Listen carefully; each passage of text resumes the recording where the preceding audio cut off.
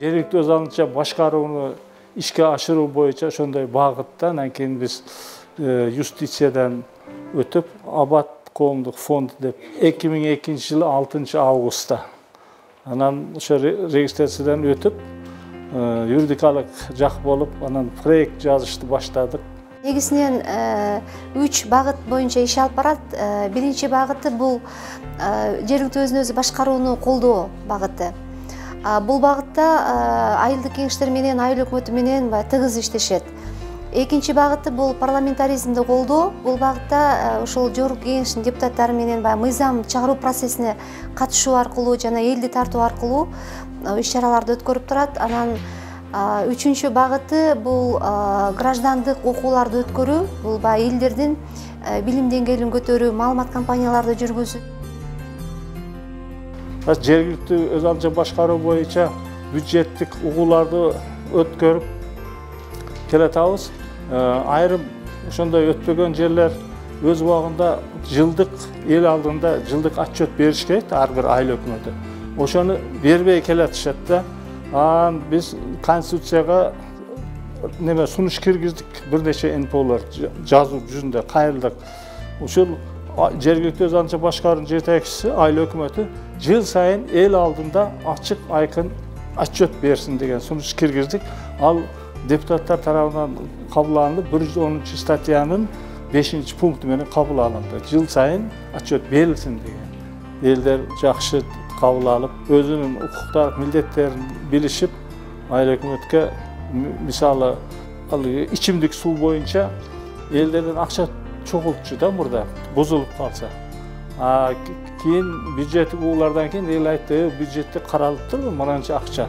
Сен каяктан чогултасың деп кыйла уже түшүнүп калды да эл. Анан ошо бюджетти каралган акчаны жумшашып, эл кыйла болду, жеңилдик болду да элге. Билсеңер керек, былтыр ноябрда жергиликтүү кеңештин депутаттары шайлоо болду. Биз анализ жасасак, 80-85, кээ бир жерде 95%га чейин жаңы депутаттар келиптир. Мурда кийин иштебеген, мындай тажрыйбасы жок балдар, кыздар бар экен арасында.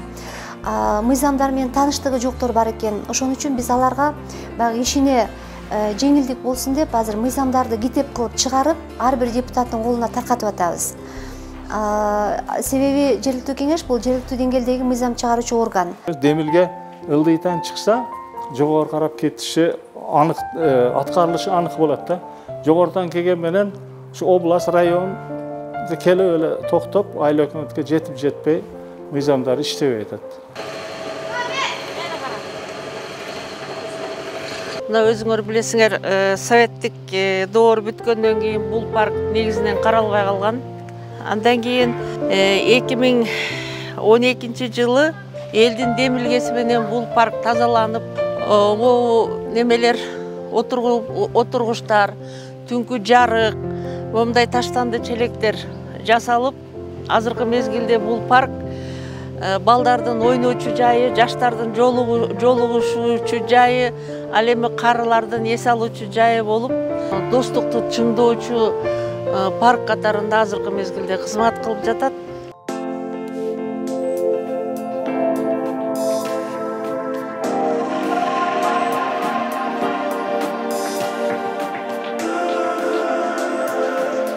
Жергиликтүү бюджеттин көп акчалары кызмат көрсөтүүгө жумшалып атат. Анан ошол жумшалган акча каражаты канчалык эффективдүү болуп атат, кызматтын сапаты кандай болуп атат, ошону баалоонун бизде механизмдери жок да. Мыйзамдарда да каралган эмес, биздин практикада дагы көп иш-чаралар жасалбайт экен. Ошон үчүн биз жарандардын баалоо баракчасы аркылуу баягы акча каражатынын эффективдүүлүгүн бааласак, канчалык жыйынтык болуп атат, натыйжалуу болуп атат, анан кызматтын сапатын элдердин пикирин топтоо аркылуу баалап турса деген ушундай бир инструментти сунуш кылып атабыз. Биз ошол Абад коомдук фондунун баягы мүчөлөрүнүн, кызматчыларынын демилгеси менен азыр жерлерде жогорку кеңештин депутаты менен жергиликтүү кеңештин депутаттарынын ортосуна мындай биргеликте бир чоң талкуулар, жолугушуулар өткөрүлүп атат. Ошол жолугушууларда жергиликтүү кеңештин депутаттары өздөрүнүн чече албаган жеринде маселелерин жогорку кеңешке айтып,